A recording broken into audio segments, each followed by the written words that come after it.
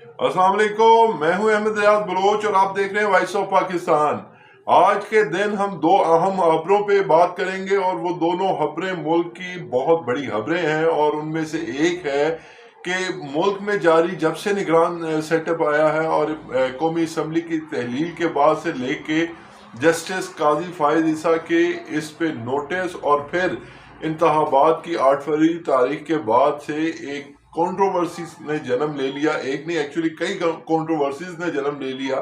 जिस पे बात करेंगे। और दूसरी गौहर अयूब खान साहब जो कि तहरीक इंसाफ के अब नए चेयरमैन हैं, उस हवाले से ख्वाजा आसिफ साहब ने एक बयान एक्स पे जारी किया जो माजी में ट्विटर कहलाया जाता था, तो उस पे भी बात करेंगे मुकम्मल तौर पे इस वीलॉग में। तो बात का आगाज करते हैं कि 8 फरवरी को जो है वो इंतखाबात का फाइनल ऐलान हो चुका, लेकिन उसके बावजूद भी कई लोग जो है इसे मुतनाज़ा बनाने की भरपूर कोशिशें भी करते रहे और कई जी शऊर लोग भी इस पे अपने तजिए में कहते रहे कि होंगे या नहीं होंगे, अगर होंगे तो ये होगा, अगर नहीं होंगे तो फिर तो ये होना ही नहीं। तो खैर वो उस सारी कंट्रोवर्सीज को मैं पहले दिन से आपको ये बताता चला आया कि जो भी सूरत हाल मुल्क में आइन के खिलाफ वर्जी के हवाले से पैदा होगी उसे हाल की हमारी सुप्रीम कोर्ट उसे बड़ी सख्ती से देखेगी और वो जजेस जो माजी में अपने बुक्स के मुताबिक चलने की वजह से जेर तनकीद रहे, वही जजेस अब आला अदलिया में बैठे हैं और वो किसी भी किस्म के आइन के साथ खिलवाड़ को बर्दाश्त नहीं करेंगे। यही मैंने चंद दिनों पहले वीलॉग में भी गुजारिश की थी आपसे कि जो भी मामलात इस वक्त आइन के हवाले से मंसूब हैं या चंद चीज़ें जिन्हें आप कहते हैं कि वो आइन से बालातर नहीं होनी चाहिए, उन्हें आइन के नीचे लाएगी ये सुप्रीम कोर्ट। क्योंकि इस सुप्रीम कोर्ट में वैसे तो तमाम ही जजेस बड़े ही काबिल इज्जत हैं और बड़े ही काबिल हैं, लेकिन जस्टिस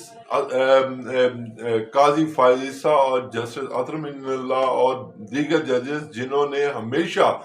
बाय बुक्स जो है वो अपनी बातों को मनवाया है, बाय बुक्स अपनी बातों को किया है, वो ऐसे किसी भी आइन से खिलवाड़ को बर्दाश्त नहीं करेंगे। और यही जो है जराए ने भी यही दावा किया है कि इस वक्त जो भी इस किस्म की खबरें गर्दिश कर रही थी कि इंतखाबात को आगे ले जाया जाएगा, और वैसे भी अगर मैं उन जी शऊर लोगों पे या मतलब उन दानिशवरों पे तनकीद किए बगैर भी अगर मैं बात करूं तो देखें ये कि आप केयर टेकर हुकूमत जो है वो हमेशा अपने 3 माह या 2 माह या मतलब विद इन द जो ब्रैकेट टेन्योर होता है, जो महसूस दौरानिया होता है उनका, उस पे काम करती हैं और उसमें देखभाल रखती हैं। 2018 में भी हमने देखा, फिर उससे पहले 2013 में भी, जब से भी केयर टेकर गवर्नमेंट्स आती हैं तब वो अपने ही दौरानिए के अंदर के मामला देखती हैं। लेकिन ये जो मौजूदा केयर टेकर गवर्नमेंट है, यानी कि जो वजीर आजम काकड़ साहब हैं, उसके अलावा जो वजीर आला पंजाब हैं, उनके जो इक़दामात हैं उनसे ज़ाहिरी तौर पे ये नज़र नहीं आता कि वो कुछ 2-3 महीने के लिए अपने इक़दामात कर रहे हैं, वो लॉन्ग टर्म्स कुछ चीज़ों को लेके जा रहे हैं। खैर वो फिर नीयत के मामलात आ जाते हैं कि अगर हम उनकी नीयत पे ही डाउट करना है तो फिर तो कोई भी उज़र बना के हम डाउट कर सकते हैं। लेकिन अगर वो अच्छा काम कर रहे हैं तब तक वो करते रहेंगे, उसके बाद जो भी गवर्नमेंट आएगी वो उसे कंटिन्यू करना चाहेगी, कंटिन्यू कर लेगी, नहीं करना चाहेगी रोक देगी। तो खैर इस हवाले से पहले तो चीफ जस्टिस साहब ने बड़ी ही सख्त अल्फाज में इवन हम लोगों को, सहाफ़ियों को भी आड़े हाथों लिया था और उन्होंने कहा था कि अगर किसी को ये को बात करनी भी है कि इंतखाबात होंगे या नहीं होंगे तो वो अपने घर जाके बीवी से करे, लेकिन मीडिया पे ना तो ऐसी क्या सराइयों को फैलाने की इजाजत दी जाएगी और ना ही ऐसी किसी भी बात को बर्दाश्त किया जाएगा। तो अब जो खबरें सामने आ रही हैं वो फिर वही हैं जो कि 8 फरवरी से आगे एक दिन भी नहीं, और 8 फरवरी को इंतखाबात होंगे اور ضرور ہوں گے۔ اور اس کے علاوہ جو گوہر صاحب کا بیرسٹر گوہر کا معاملہ ہے تحریک انصاف میں شمولیت کا، اور پھر عمران خان صاحب نے انہیں کیوں بنایا چیئرمین، اور پھر اس کے علاوہ جو ان کے پیپلز پارٹی کے ساتھ ایک 2010 سے لے کے 2022 تک یا 12 سے لے کے 22 تک کا جو ٹینیور ہے وہ اس میں کیسے تھے، اور پھر یہ سابق چیئرمین تحریک انصاف عمران خان کو یہ کیوں ضرورت پیش آئی کہ انہوں نے بیرسٹر گوہر خان کو ہی منتخب کیا اپنے ہی عہدے کے لیے۔ تو یہ ساری کنٹروورسی اس میں بھی دیکھیں کہ ماضی میں جب اپنا جو وکیل ہیں عمران خان صاحب کے، ان کے حوالے سے اور ان کی جو اہلیہ ہیں ان کے حوالے سے آڈیو بھی لیک ہوئی، لطیف کھوسہ جب اپنا سابق خاتون اول کے ساتھ بات کر رہے تھے۔ تو یہ ساری چیزیں آگے چلتی جائیں تو ہم ان ڈاٹس کو جب ملاتے ہیں تو ہم دیکھتے ہیں کہ بونیر سے تعلق ہے بیرسٹر گوہر کا، اور وہ باقاعدہ طور پہ جو آئی ایس ایف ہے، جو وکلاء کی تحریک ہے تحریک انصاف کے حوالے سے، اسے لیڈ کرتے نظر آئے ہیں۔ کب سے؟ جب سے عمران خان صاحب نے اپنا اقتدار چھوڑا، اور اس کے بعد سے یہ صورتحال پیدا ہو گئی، اور پھر وہ انہیں گاہے بگائے اپنی جو قانونی رائے ہیں ان سے باقاعدہ طور پہ آگاہ بھی کرتے رہے۔ اب جو معاملہ ہے، باقی جو چند نام تھے، اگر آپ کو یاد ہو تو حامد خان صاحب پہلے بھی تحریک انصاف کے اہم رہنما تھے، اور اس کے بعد پھر ان کی آپس میں اختلافات ہوئے، اور پھر یہ لوگ جو ہیں وہ مطلب پھر ادھر ادھر ہو گئے۔ پھر اس کے بعد جو ہے وہ اب دیکھیں موجودہ صورتحال میں جو عمران خان صاحب کا یا تحریک انصاف کی کور کمیٹی کا بیرسٹر گوہر کی تعیناتی کا معاملہ ہے، جو انہیں اس عہدے پہ نامزد کرنے کا معاملہ ہے، پھر اس عہدے پر بلا مقابلہ جیتنے کا معاملہ ہے، وہ باقاعدہ طور پہ ایک پلاننگ کے تحت ہے۔ وہ پلاننگ کس وجہ سے ہے وہ بھی میں آپ کو بتاتا چلوں کہ میں نے آپ کو پچھلے کئی ویلاگز میں یہ گزارش کی تھی کہ تحریک انصاف اس دفعہ جو اپنے کینڈیڈیٹس منتخب کرے گی مختلف اضلاع سے، مختلف کونسل سے، مختلف مطلب حلقوں سے، تو وہ زیادہ تر آپ کو اس میں 30 سے 60% کا تناسب جو ہے وہ نظر آئے گا وکلاء کا،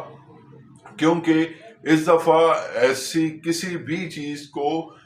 جو ہے وہ اجازت نہیں دی جا سکتی کہ مطلب وہی مطلب تشدد کی سیاست ہو یا مار کٹائی کی سیاست ہو یا گالم گلوچ کی سیاست ہو، ایسا تو اب برداشت سے باہر معاملہ ہے۔ تو وکلاء چونکہ قانونی پہلوؤں کو بھی جانتے ہوتے ہیں، تو اس لیے وکلاء کو اس ایک وقت میں اہم سمجھا جا رہا ہے، اور وکلاء کو ہی آگے لے کے جایا جا رہا ہے۔ اور جو آج بھی جو ان کے ایک وکیل کا بیان آیا ہے عمران خان صاحب کی کہ ہم درخواست کریں گے کہ سائفر کی جو کارروائی ہے اس میں صحافیوں کو مکمل موقع دیا جائے۔ تو بیسیکلی انہوں نے نیری صاحب نے یہ الزام لگایا کہ پچھلی دفعہ 3 صحافی تھے، تو خیر گئے تو زیادہ تھے، لیکن اس کے باوجود بھی اندر ڈیڈیکیٹڈ لوگوں کو جانے دیا گیا۔ لیکن مسئلہ یہ ہے کہ اس وقت جو تحریک انصاف کی پولیٹیکل صورتحال ہے وہ کوئی اچھی نہیں ہے، یعنی کہ اچھی اس حوالے سے نہیں ہے کہ وہ انہیں اس حوالے سے بہت سارے معاملات کو دیکھنا پڑتا ہے کہ کہیں کوئی بات جو ہے وہ ایسی نہ نکل آئے جس سے ان کو دوبارہ کسی کٹہرے میں لا کے کھڑا کر دیا جائے۔ تو اس حوالے سے وہ بہت محتاط ہے۔ تو عمران خان صاحب چاہتے ہیں کہ زیادہ سے زیادہ جو سیٹیں ہیں حلقوں سے، پاکستان کے مختلف حلقوں سے جو کھڑا کیا جائے وہ زیادہ تر وکلاء کو کھڑا کیا جائے، لیکن وکلاء کو بھی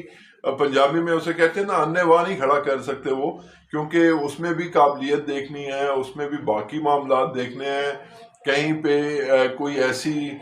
چیزیں نہ شامل ہو جائیں کل کو جو انہی کے لیے نقصان دہ ہوں. تو اس حوالے سے اس وقت مکمل طور پہ ورکنگ جاری ہے. مختلف درخواستیں بھی تحریک انصاف کو موصول ہو رہی ہیں. تو اب حتمی طور پہ جو صورتحال سامنے بن رہی ہے وہ یہ بن رہی ہے کہ میں نے جیسے آپ سے پہلے گزارش کی کہ 30 سے 60% نمائندگی جو تحریک انصاف کی 2024 کے الیکشن 8 فروری والے دن ہوں گی تو وہ زیادہ تر وکلا ہوں گے، اور اس میں جو ہے وہ بہت کم نمائندگی، امکانات ہیں اس چیز کے کہ بہت کم نمائندگی سویلینز کی ہوگی. یعنی سویلینز ہے تو وکلا بھی سویلینز ہی ہوتے ہیں. کوئی بھی یہ سویلینز سے ہی ہو کے پھر آ کے محکموں میں اپنے جاتے ہیں یا اپنے شعبہ زندگی میں جاتے ہیں. لیکن جو الیکٹیبلز کا کانسیپٹ ہے وہ اس دفعہ آپ کو تحریک انصاف میں نظر نہیں آئے گا، کیونکہ آج ہی ایک اور جیسے آپ کو اسکرین پہ چل رہا ہے کہ وہ انہوں نے بھی آج اپنے تحریک انصاف سے شمولیت کا باقاعدہ طور پہ اختتام کر دیا ہے، تحریک انصاف کو چھوڑنے کا اعلان کر دیا ہے. تو اس صورتحال میں جو الیکٹیبلز ہیں یا جو وہ لوگ ہیں جو مطلب عوامی جنہیں مطلب شہرت زیادہ حاصل ہو، وہ لوگ جو پہلے کنٹیسٹ کرتے رہے ہیں، پہلے اپنے حلقوں میں جان پہچان کی وجہ سے اپنے ہی حلقے سے کھڑے بھی ہوتے رہے ہیں، اپنے ووٹوں کی حصول کے لیے اپنے علاقوں میں چلتے پھرتے بھی رہے ہیں، ان لوگوں کی اس وقت تحریک انصاف کو ضرورت ہے جو وکلا کے ساتھ، اپنے وکلا کے پروفیشن کے ساتھ منسلک ہے.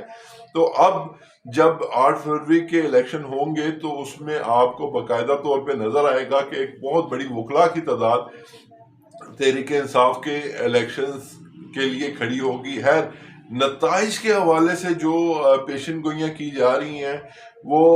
جو پس پردہ ہیں وہ کچھ اور ہیں اور جو سامنے ہیں وہ کچھ اور ہیں. اس پہ بات کریں گے اگلے ویلاگ پہ. تو ابھی تک کے لیے احمد ریاض بلوچ کو دیجیے اجازت. اللہ نگہبان.